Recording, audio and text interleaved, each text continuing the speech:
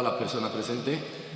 En primer lugar, bueno, voy a presentar aquí a las personas que me acompañan. Yo soy Julián Moreno, concejal de Participa Sevilla, y tengo aquí a mi derecha a David Comet, que representa a REAS en este caso, ya que va a hablar de contratación pública, que es su fuerte en la parte práctica. Pero antes tendremos a Auxiliadora Honorato, tenemos a Auxiliadora Honorato, que nos va a hablar sobre la reciente ley que ha dado casi la casualidad de que se ha publicado esta misma semana. Me comentaba que es la Ley 9 de 2017, en la que, bueno, es una ley clave para todas las personas que estamos metidos en las administraciones públicas, en el municipalismo especialmente, porque es lo que más de cerca nos toca, que es la ley de contrato del sector público. Una ley que desde hace mucho tiempo debería haberse realizado ya para seguir los dictámenes de Europa, que en algunas cosas, no en todo, pero en este tema sí que supone un avance conforme a la legislación que teníamos en el Estado español. Tenemos que recordar, que ahora creo que lo dirá Ausi, que pues aquí se ha ido un poquito a remolque de lo que exigía Europa, porque Europa lleva ya bastante tiempo lanzando directivas y lanzando recomendaciones para la aplicación de las cláusulas sociales, entre otras cosas, que es una de las cuestiones que, bueno, de la gente que estáis aquí en Participa Sevilla y muchas otras organizaciones, digamos, del cambio, sabéis que es una de nuestras demandas desde 2015, una de las demandas más fuertes. Para quien no conozca, bueno, pues que los contratos públicos, que es un arma que tiene la administración pública a la hora de licitar los servicios, pues que no se hagan solamente siguiendo, en la adjudicación no se hagan, resumiendo mucho, no se hagan solamente siguiendo el criterio del mejor postor, del precio, porque hay otras cuestiones que tienen un impacto en la sociedad, en el medio ambiente, en las condiciones laborales, que creemos que una administración pública debe servir de ejemplo y debe de impulsar para intentar cambiar en la medida de lo posible con ese arma que creemos que es una de las armas más poderosas que tienen las administraciones públicas en sus manos, para intentar hacer, bueno, pues de nuestras ciudades, de nuestras comunidades autónomas, de nuestro Estado, un lugar mejor y más habitable, ¿no? Que es de lo que se trata. Yo, como hoy no me toca a mí dar la ponencia, voy a terminar aquí. Simplemente mi labor es presentar y contando un poco de regidor estoy hoy y llevando los tiempos. Simplemente os voy a resumir lo que tenemos por delante. Son las 10:30 aproximadamente, efectivamente. Primero va a empezar Ausi, que tenemos, no sé si lo he dicho anteriormente, bueno, pero tenemos la suerte de que ella es la responsable de la Comisión de Institucional, se llama Administración Pública, ¿no? Se llama, ¿no? Secretaría de Administración Pública. Secretaría de Administración Pública, dentro del Grupo Confederal Unidos Podemos, y bueno, ha sido la persona que ha ido dirigiendo junto con un equipo de personas, lógicamente, porque una tarea bastante importante, que por cierto, dar las gracias personalmente a la que la tengo al lado, porque lo hablaba antes con David, igual que han aceptado enmiendas que han llegado de REAS o del Grupo Confederal Unidos Podemos, la verdad que da cierto, yo el otro día cuando lo miraba la ley me daba cierto, no sé, como alegría ver plasmado en un BOE, en un boletín oficial del Estado, una ley que tiene, bueno, pues un carácter general, obligatoriedad, perpetuidad, etcétera. Bueno, perpetuidad, ¿no? Carácter sine die hasta que se cambie. Ver cuestiones que muchas veces hemos hablado en círculos un poco que creíamos que eran alternativos o como decíamos, ¿no?, del bloque del cambio, pues verlo plasmado en un boletín oficial del Estado, la verdad que da alegría, y pensaba, leche, pues esto es porque compañeros como Ausi están allí y lo están consiguiendo, ¿no? Ese tan famoso sí se puede, que muchas veces, pues, cuando las cosas van mal dadas nos deprimimos un poco, pero yo, que soy de los que siempre ve la cerveza medio llena, creo que hay que regocijarse un poquito en cuando salen cosas de estas, y este es el fin de esta jornada, ver que bueno, pues que también en las instituciones es otra lucha y se pueden conseguir y se pueden avanzar bastante. El tema de la contratación creo que es un buen ejemplo. Entonces no me enrollo más, va a hablar Ausi sobre esta labor que han hecho en el Congreso. Cuando hablamos de la ley de contrato del sector público, me va a costar resumir, porque reconozco que 45 minutos para intentar condensar esto va a ser difícil, pero bueno, lo vamos a intentar. Si te quieres pasar, te puedes pasar también. No pasa nada. Bueno, vamos a intentarlo. Cuando hablamos de la ley de contrato del sector público, yo creo que estamos ante la ley, creo que va a ser la ley más importante que se va a aprobar en esta legislatura. Es verdad que es una ley tan técnica, tan árida, que probablemente se queda mucho más titulares especializados y que no ha saltado mucho más a los medios, pero es cierto que creo que va a ser de las leyes más importantes, de todas las cosas, porque afecta a un 18%, en torno a un 18%, 19, 21, dependiendo de dónde miremos los datos del PIB de nuestro país. Y si además nos damos cuenta de algunos estudios que recientemente publicaban fundaciones como Cibio, en las obras públicas 7 de cada 10, lo tenéis ahí en la diapositiva, 7 de cada 10 euros iban a parar a las mismas empresas, ¿no? Es decir, que estamos hablando de una fuerte concentración de la riqueza pública en unas pocas manos y en la posibilidad de incidir en el tejido socioeconómico del país de una forma brutal para poder cambiarlo y hacerlo dirigir hacia una organización, una forma de entender la sociedad mucho más justa, mucho más equilibrada y mucho más sostenible. Es por eso que las directivas, en el 2014 se aprobaron 2 directivas europeas que cambiaban radicalmente la tendencia de las directivas anteriores. Todas las directivas anteriores y la contratación pública anterior estaba orientada a algo que todavía sufrimos en la actualidad, que es a lo que también ha dicho Julián, que sea el precio determinante para poder ser adjudicatario de un contrato o de una concesión. Estas directivas de 2014, fijaos que hace ya casi 3 años, cambian totalmente este sentido y ponen encima de la mesa algo que Europa llama contratación estratégica. Y por contratación estratégica Europa entiende que es necesario utilizar un instrumento tan potente como es la contratación pública para incidir en una mejor sociedad, para que podamos andar hacia empresas, entidades, contratistas mucho más respetuosas con los derechos sociales y con los derechos del medio ambiente.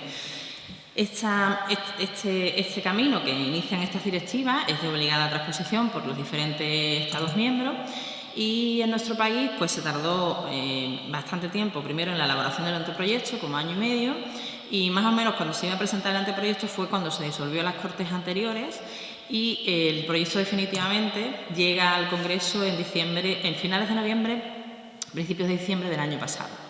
El proyecto que nos llega es un proyecto que a nosotros nos parece que no transpone efectivamente ni eficazmente las directivas, no va encaminado hacia esa contratación estratégica, pero tampoco aborda los grandes retos de la contratación pública de nuestro país, en materia de transparencia, en materia de anticorrupción, en materia de contratación electrónica.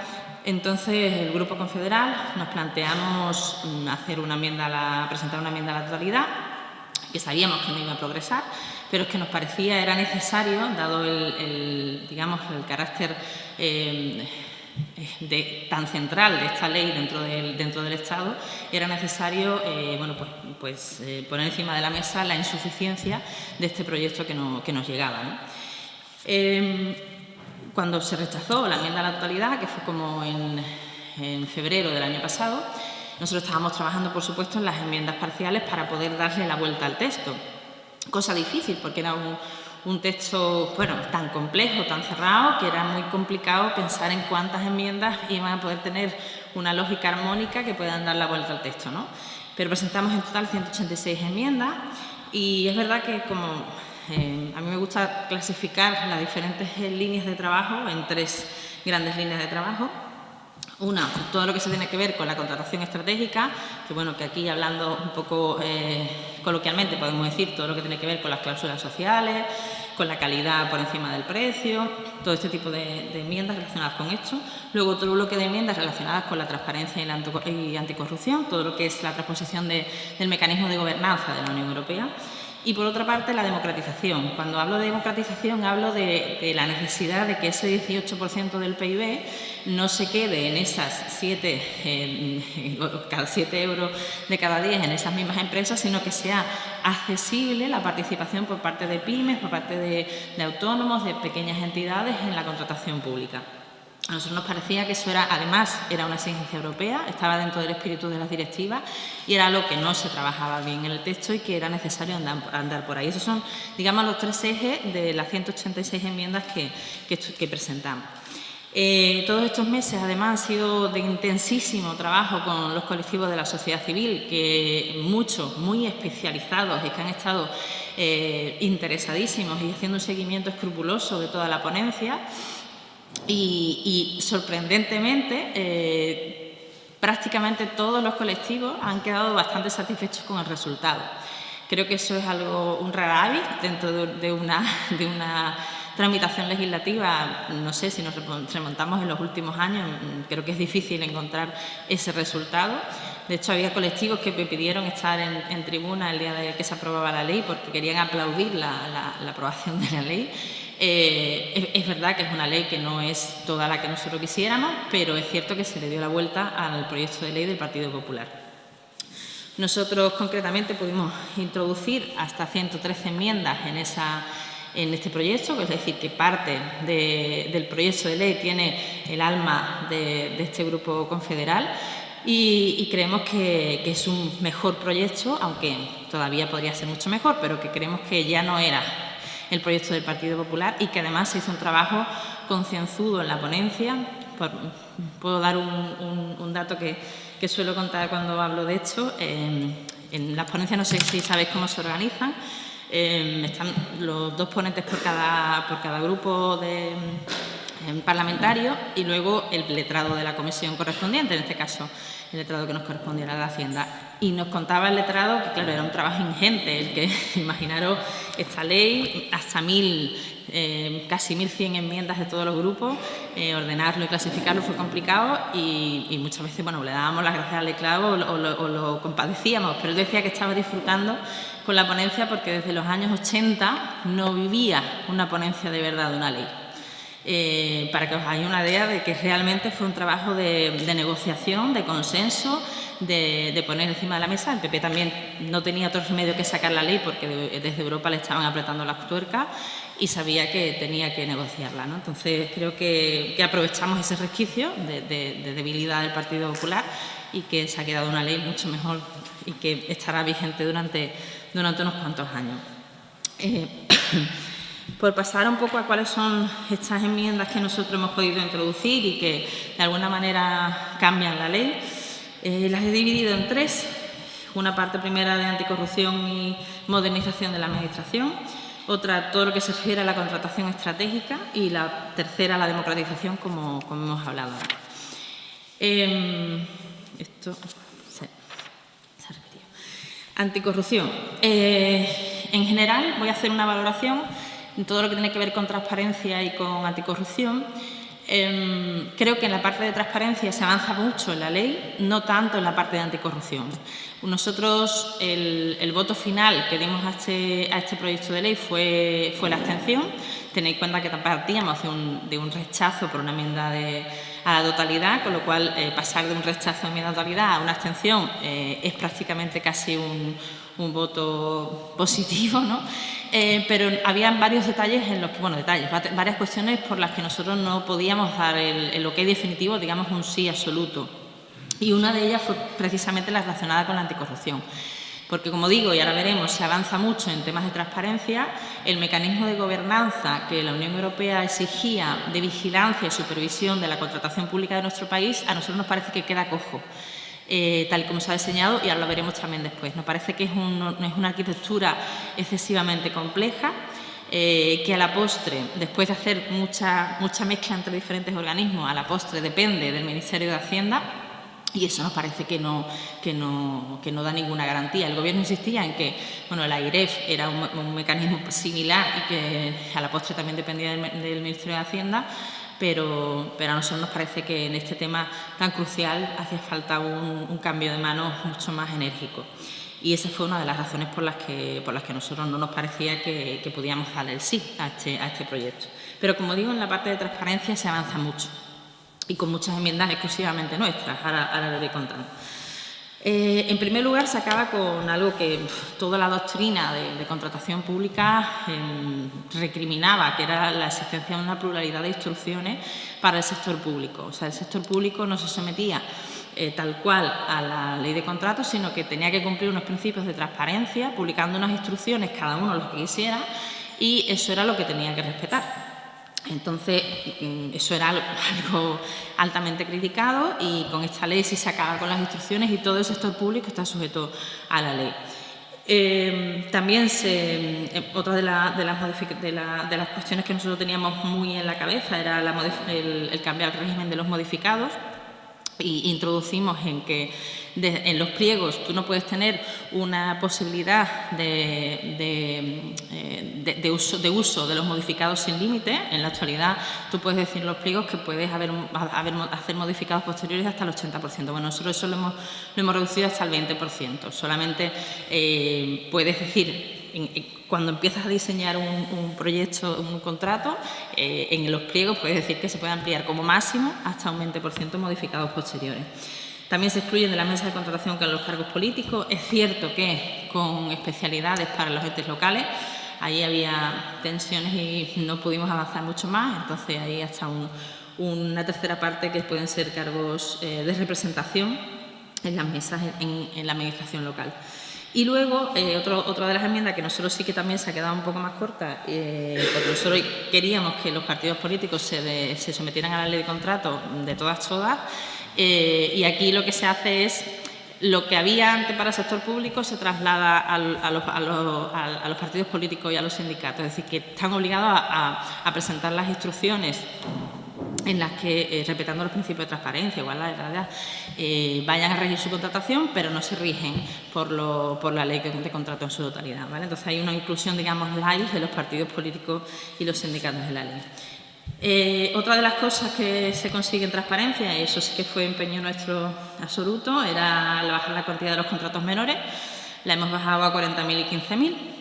Estaban en 50.000 y 18.000, pues más de eso no la pudimos bajar, pero bueno, hasta ahí la podemos bajar. Se restringe, y esto ya viene del proyecto, ¿no? Se restringían los procedimientos negociados con y sin publicidad, aunque también se introducen algunas limitaciones que introducíamos nosotros. También nosotros teníamos un concepto, cuando estuvimos pensando en cómo nos parecía que cuando se elaboraba el contrato es la parte del proceso más sensible, en el que había que incidir bastante más, ¿no? Entonces, conseguimos meter muchas enmiendas en las que era necesario definir la necesidad de por qué estás haciendo ese contrato. Las consultas previas también se amplía la transparencia necesaria.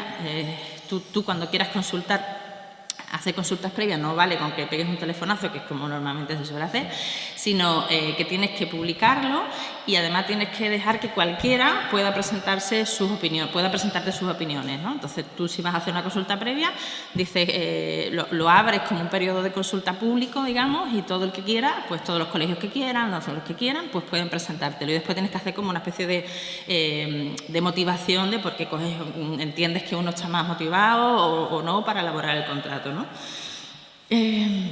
Voy saltando cosas porque si no, no llegamos. Luego también otro de los temas muy, muy importantes y que la doctrina estaba bastante preocupada era por el tema del recurso especial de contratación. Se avanza muchísimo en la posibilidad de interponer recurso de contratación, no solo prácticamente, por un lado, en la legitimación en el ámbito subjetivo de deposición, pero también en el ámbito objetivo. Es decir, por un lado, ¿quiénes pueden interponer un recurso de contratación? Prácticamente ahora lo puede interponer cualquiera, siempre que tenga intereses directos o indirectos relacionados, es decir, que se amplía muchísimo el ámbito de posibilidad de deposición. Esto estaba muy contento con esto.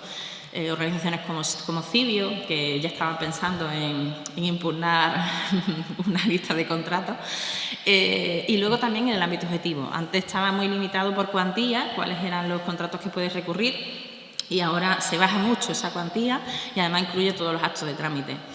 Esto es muy interesante como actuación de oposición, o sea que ahí lo pongo puesto que permite actuaciones, porque es verdad que se amplía mucho el espectro de interposición y además yo creo que da mucho juego a asociaciones vecinales que quieran interponer recursos por contratos tanto adjudicados como actos de trámite, ¿no? Y bueno, eso también lo metimos nosotros, las sanciones proporcionales a beneficio.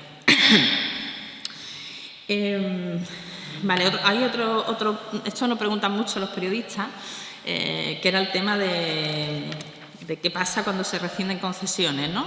Hasta si se habían modificado las indemnizaciones que se tenían que abonar. Y es verdad que hay se introduce una limitación que exactamente dice que no existe derecho al restablecimiento del equilibrio económico por previsiones de la demanda. Es decir, que los estudios de previsión de demanda que tengas no son indemnizables, ¿vale? Esto es importante en las concesiones.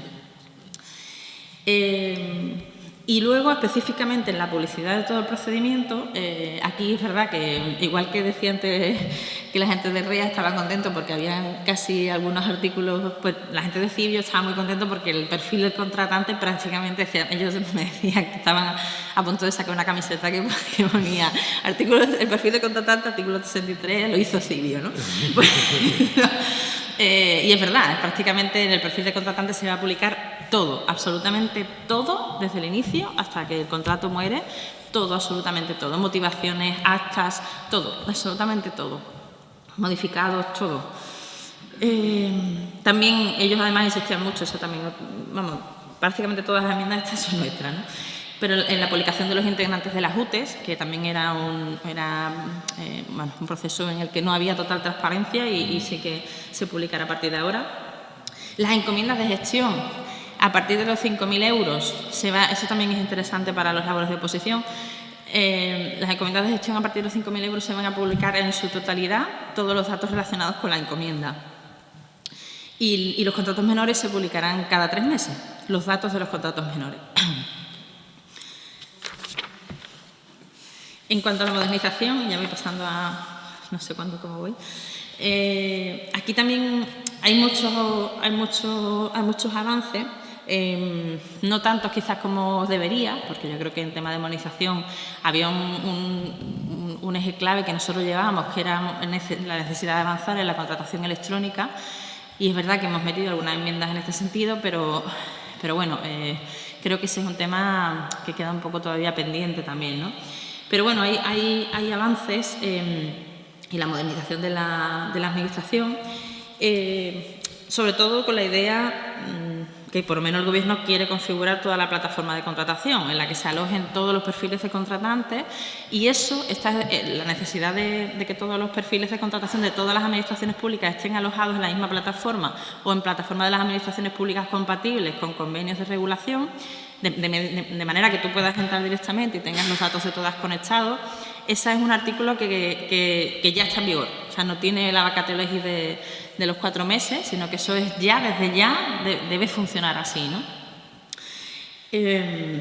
El tema también que nosotros veíamos que aunque se introducía un procedimiento abierto simplificado, también era un procedimiento abierto simplificado muy largo y muy complejo. Entonces nosotros, sobre todo por la gente de Barcelona, que llevaba trabajando en un procedimiento simplificadísimo, muy rápido, con cuantías más bajas, pudimos meter este procedimiento que prácticamente para contratos de menos de 8.000 y menos de 35.000 euros, dependiendo de obras o el resto, es un procedimiento objetivo, simple, en el que no hay que acreditar la solvencia, con lo cual eso para las pymes es muy cómodo, y en el que no hay 2 sobres, sino que tú presentas la oferta directamente y hay como una comparación de qué es lo que informática, de qué es lo que ofrecen, y totalmente transparente, y se adjudica automáticamente. Entonces, es un procedimiento que simplifica mucho, además con unos plazos muy cortos, simplifica mucho los procedimientos administrativos, y que además permite el acceso a las pymes, ¿no? Lleva 18 minutos ahí, tranquila. Vale. También otra de las cosas que a nosotros nos parecía interesante para las pymes era lo que aparece aquí en primer lugar, es que cada administración pública tenga que publicar un plan de actuación anual de cuáles son los contratos sujetos a regulación armonizada, es decir, los contratos de determinada cuantía que piensa efectuar en un año, de manera que las pequeñas empresas puedan saber cuáles son todos los contratos que van a salir en un año en las diferentes administraciones públicas, y puedan también organizarse, ¿no? Y que no sea que tú avises al otro, oye, voy a sacar esto, ¿no? Sino que más o menos puedan tener previsión de actuación. Y eso nos parecía que también era bueno para las pymes. También hay una cosa que avanza esta ley, que es la regulación de las encomiendas de gestión, que a partir de ahora, dentro de 4 meses, no se podrán hacer encomiendas de gestión a empresas públicas. Esto no es nuestro, esto venía del proyecto. a empresas públicas que tengan más del 20% de su actividad en el mercado privado.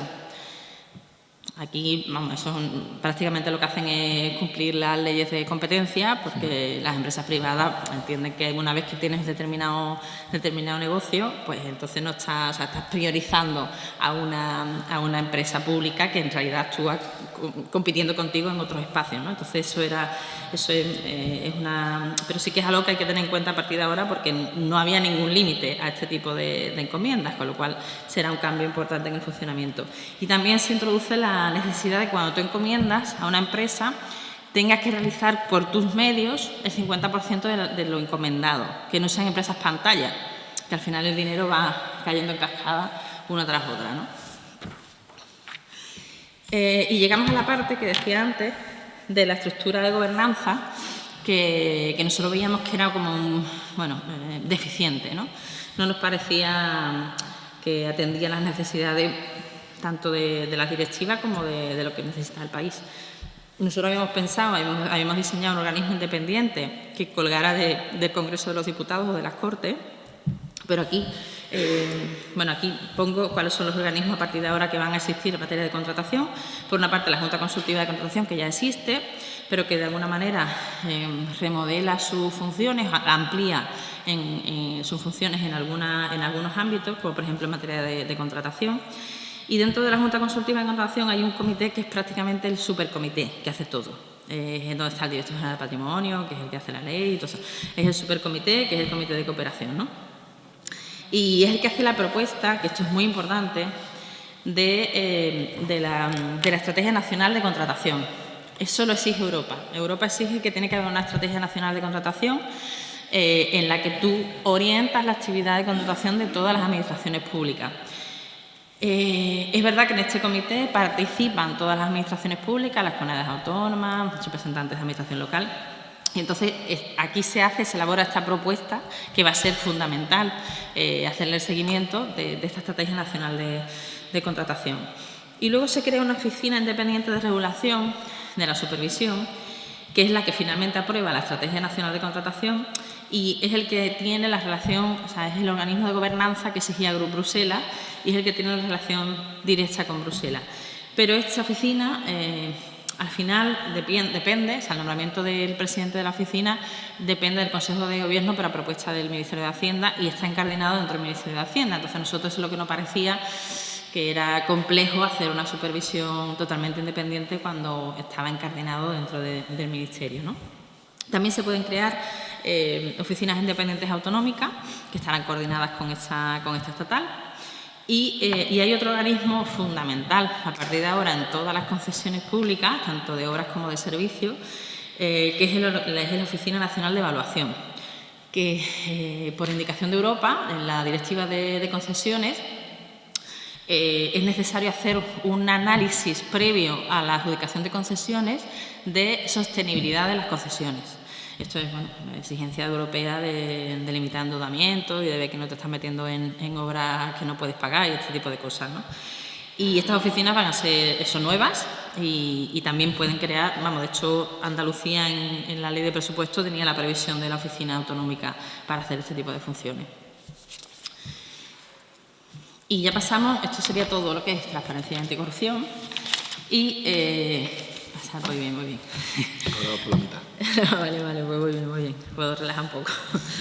Y nos podemos meter en lo que es contratación estratégica, en ver qué es lo que se ha cambiado del proyecto que, como digo, era bastante deficiente en todo este tipo de cuestiones. También en las de transparencia, vamos.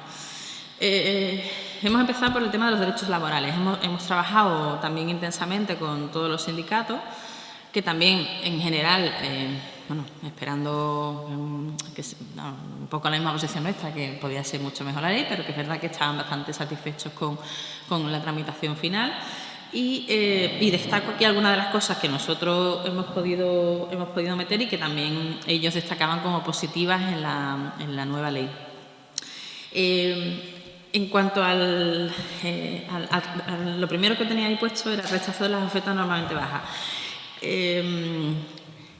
Es importante que a partir de ahora se van a poder rechazar ofertas cuando estén por debajo de lo previsto en un convenio sectorial. Eso es importante. De hecho, eso fue una de las cuestiones que el PP quiso modificar, porque nosotros llegamos a un acuerdo del texto en el Congreso y después pasó al Senado y había un poco un compromiso por parte del Partido Popular de no tocar el texto para poder después, para que ya se aprobara del tirón, ¿no? Pero lo único que tocaron fueron 3 enmiendas en las que eliminaban esta referencia al convenio sectorial. Enganchando un poco también con la reforma laboral, en la que ya no es el convenio sectorial el instrumento de referencia, sino el convenio de empresa.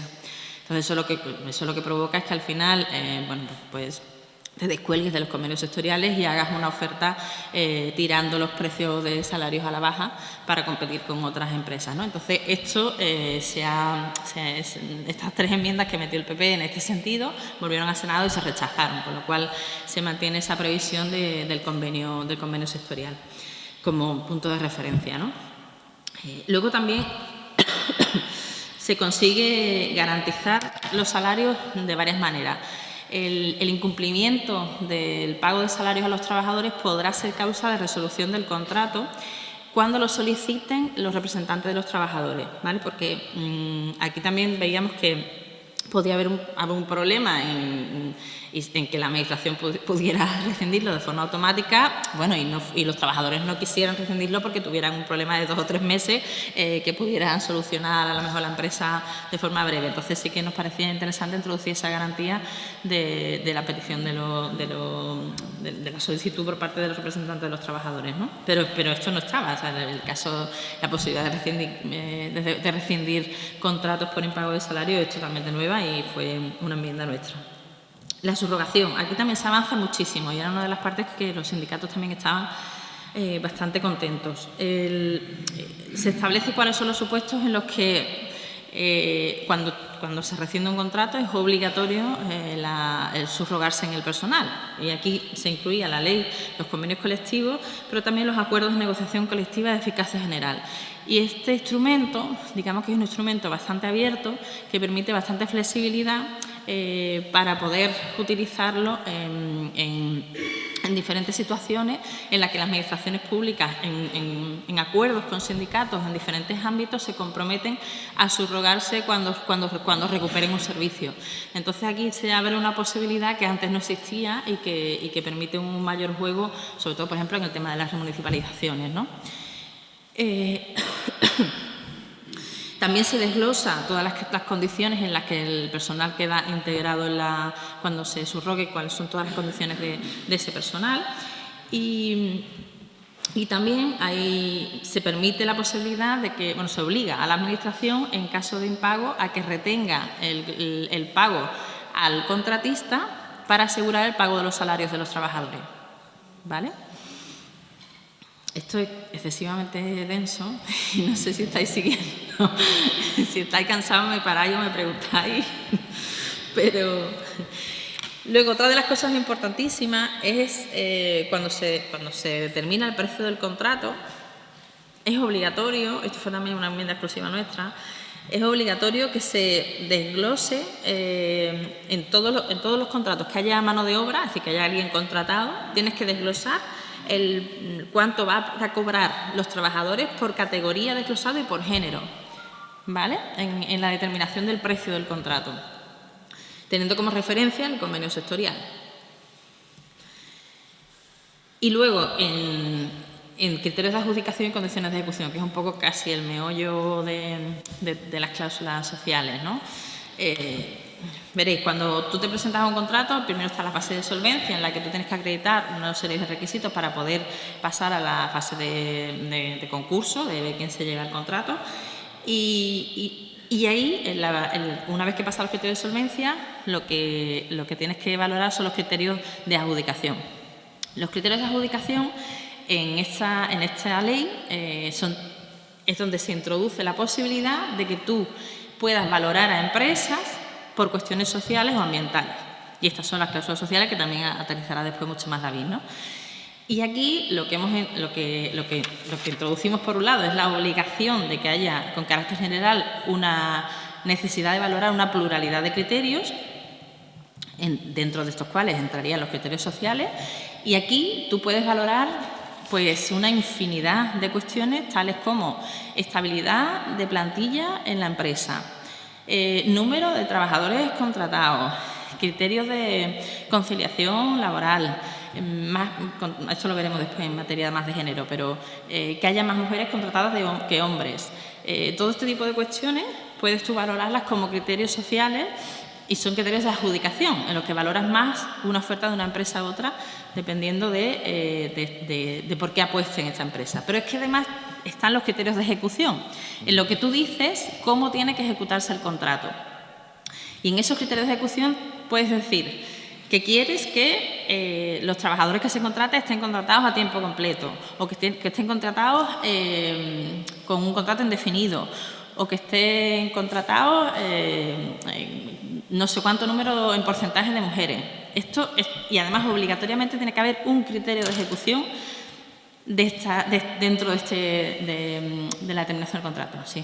Una pregunta cuanto a los criterios de valoración. Bueno, y ejecución ya has dicho que obligatoriamente tiene que haber uno. Sí. Pero lo de valoración, es la administración pública la que arbitrariamente decide si va a seguir esos criterios de valoración en base a cláusulas sociales o no, o hay algún...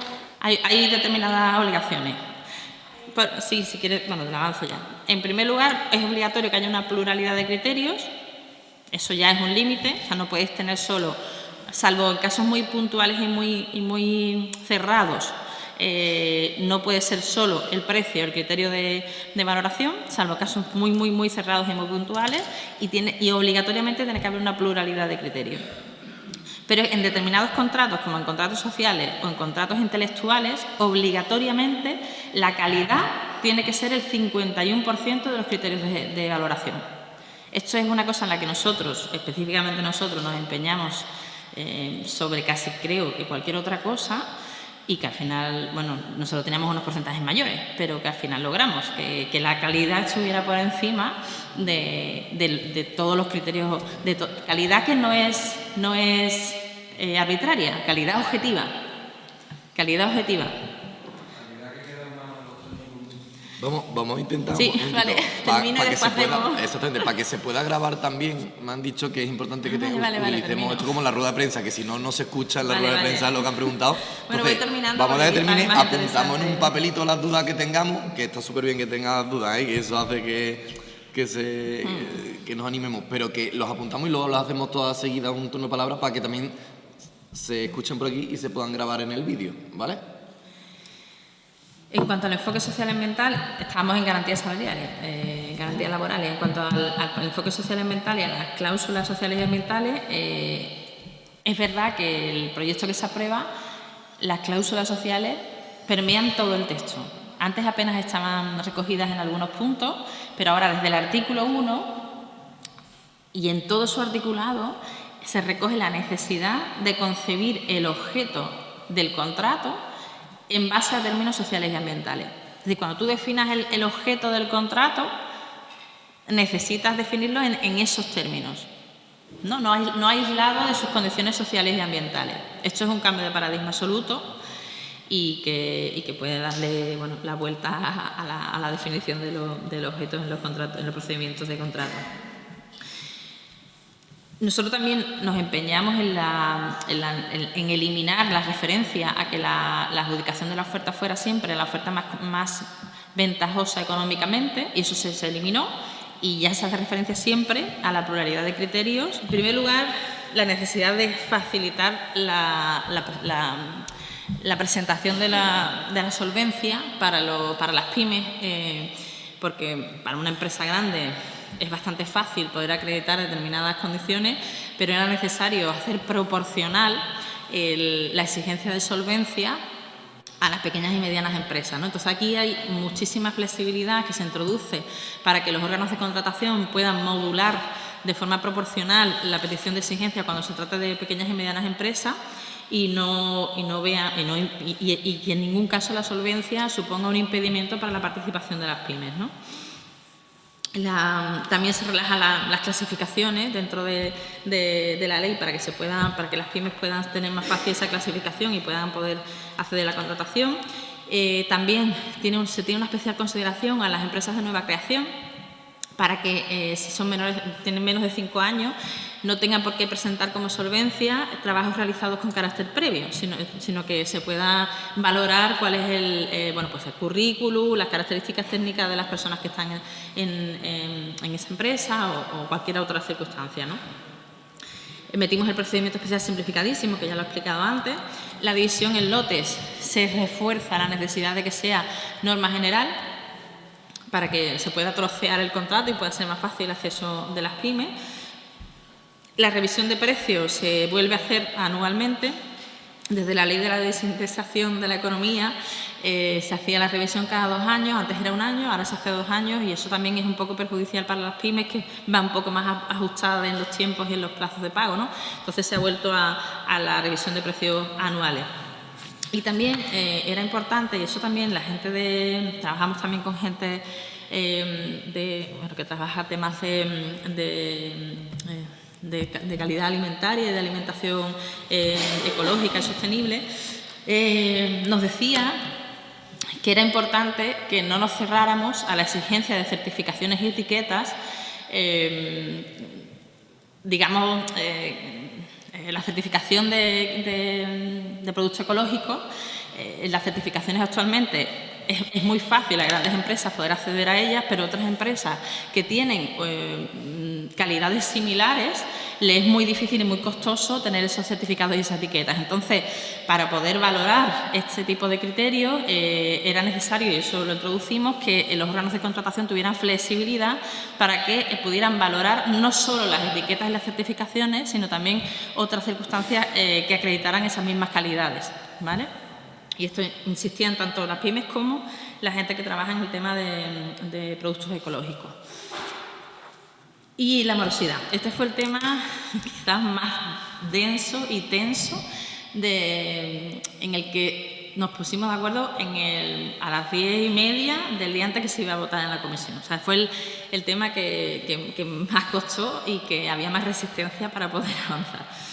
¿Y se trata de qué?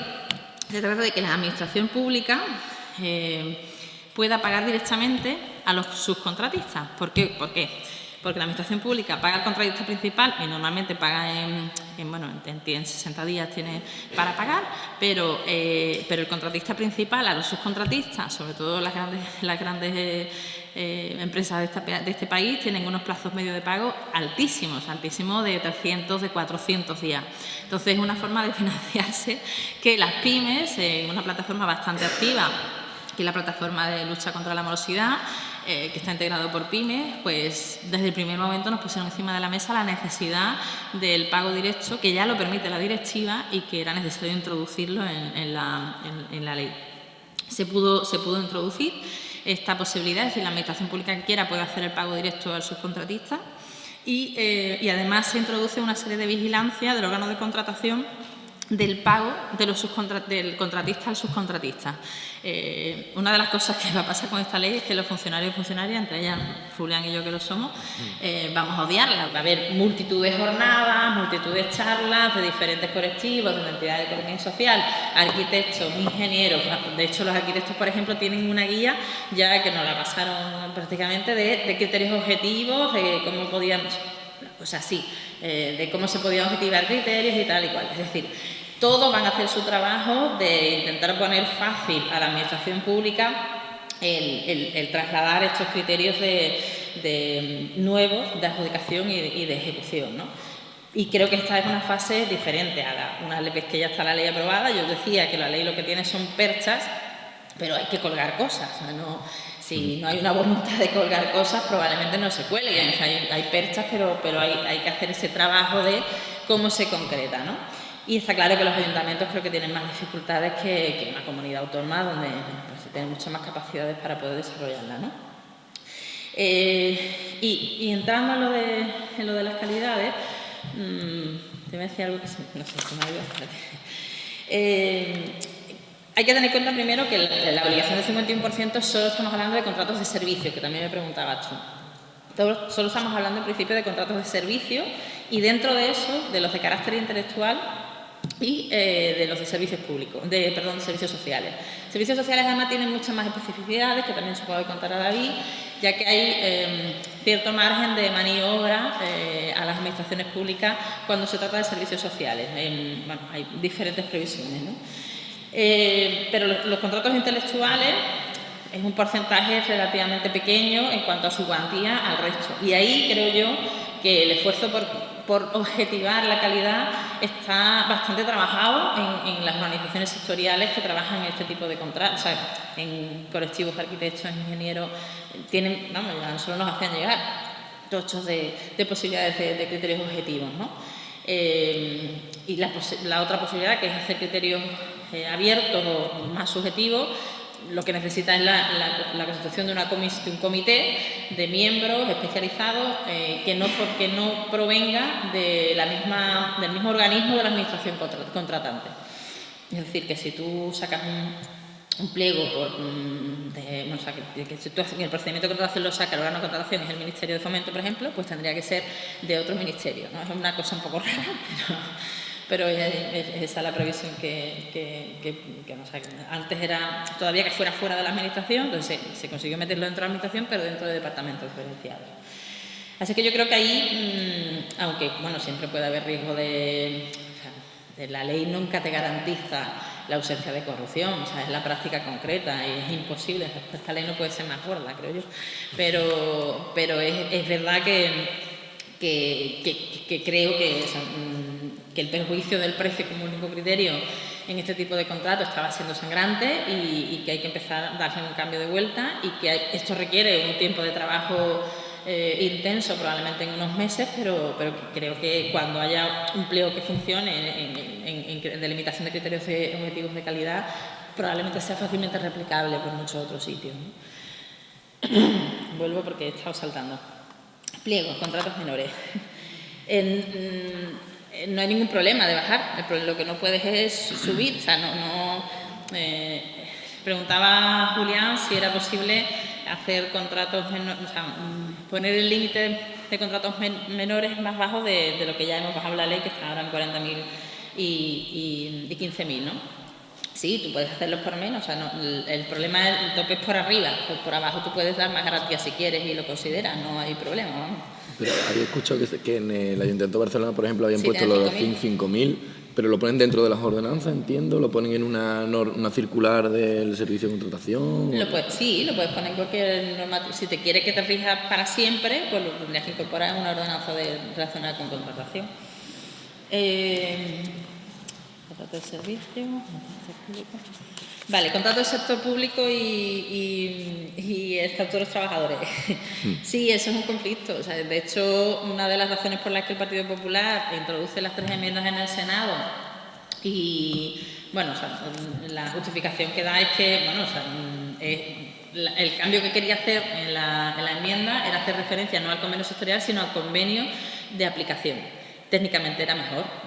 Vamos, aquí lo puedo decir, no se está grabando, pero es cierto que técnicamente está más completa, porque sería lo normal que el Estatuto de los Trabajadores sea el que regule cuál es el Estatuto de aplicación y no la ley de contrato. Pero es verdad que como la práctica que trae como consecuencia la aplicación del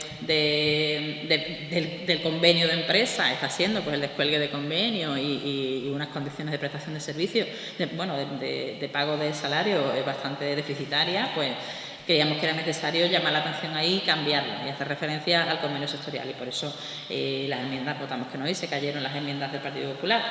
Pero es cierto, yo creo que ahí va a ser los tribunales los que van a decidir si aquí impera la ley de contrato o al ser una ley especial debemos regirnos por el Estatuto de los Trabajadores y hacer caso al convenio de empresa, ¿no? O sea, van a ser los tribunales los que al final lo acaben dirimiendo, ¿no?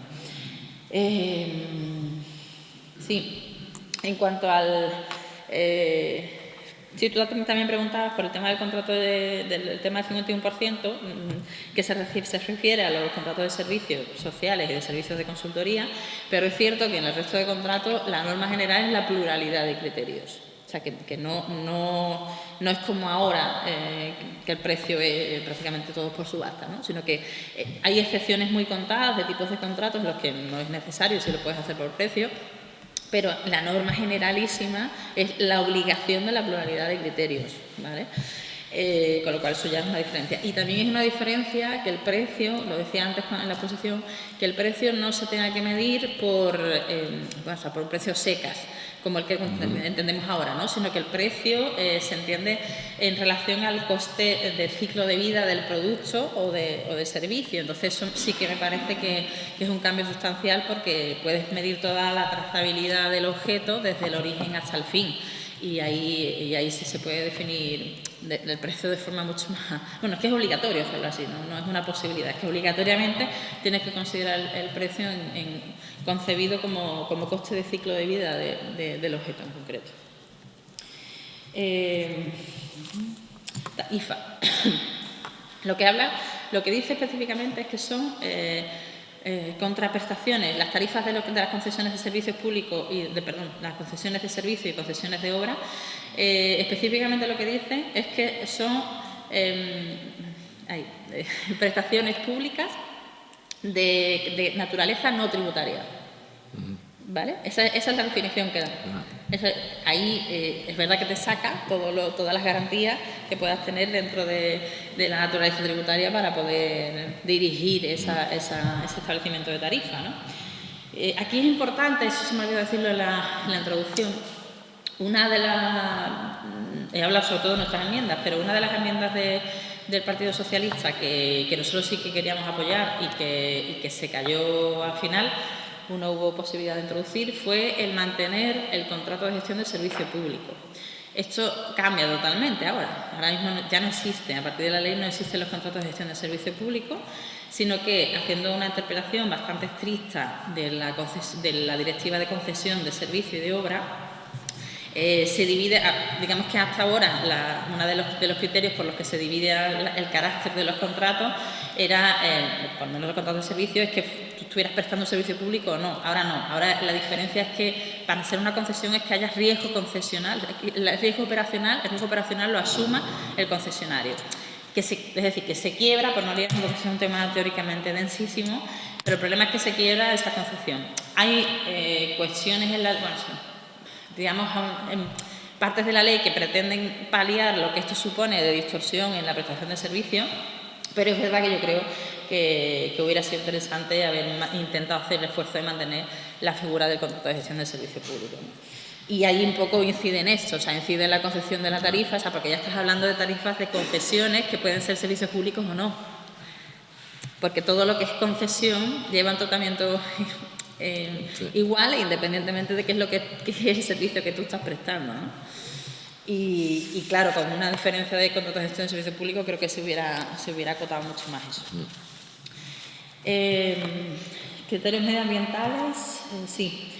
Criterios medioambientales, creo que era tu pregunta, como dentro de creo yo, del criterio medioambiental, que va a poder dar bastante juego a la hora de introducir modificaciones en la adjudicación de contratos, va a ser el de la emisión de gases de efecto invernadero. O sea, eso yo creo que puede dar mucho juego, porque nosotros teníamos una enmienda que nos empeñamos en que prosperara, pero que finalmente, sobre todo, fue una negativa de Bruselas, que era la introducción de elementos de proximidad a la hora de definir el objeto del contrato, ¿vale?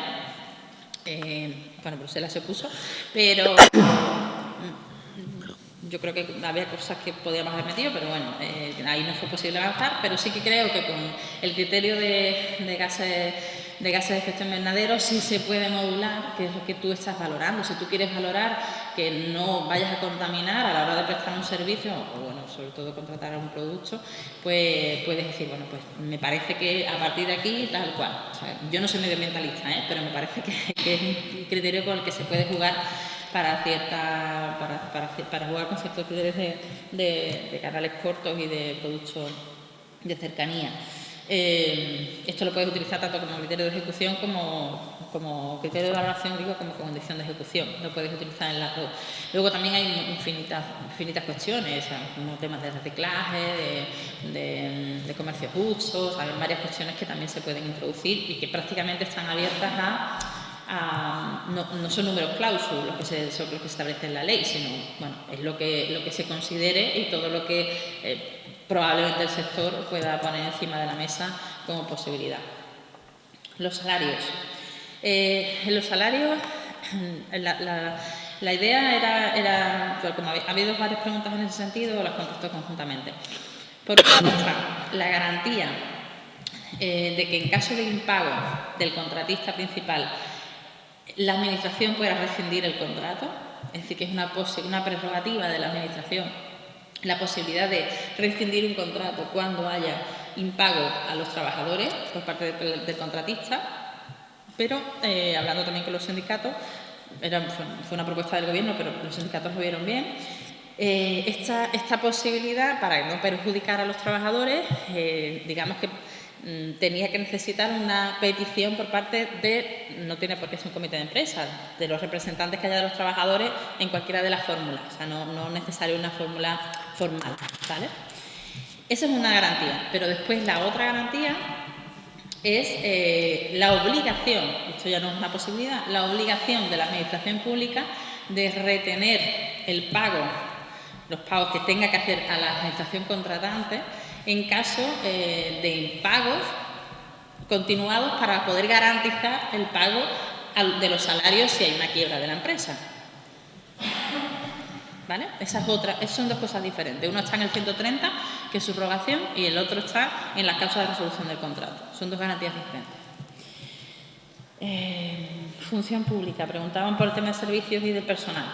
Es que aquí en esta ley no se habla nada de función pública, ninguna materia relacionada con qué tipo de personal. O sea, hay algunas previsiones en relación al rescate, pero o sea, prácticamente no es el cometido de esta ley hablar del personal ni del tipo de persona, nada. Aquí se habla, digamos, de cuál es el objeto, pero no de las naturalezas en base a la cual se prestan los servicios dentro de la Administración. Pasa un poco igual el tema de Seguridad Social, tampoco se trata nada de Seguridad Social en esta ley, ¿vale? Si te paso, por si me queda algo. División en lotes. No, o sea, son dos cosas diferentes. La división en lotes no se puede utilizar para pervertir los límites de contrato de menor, eso está claro. Y yo creo que ya está. Sí, ya está.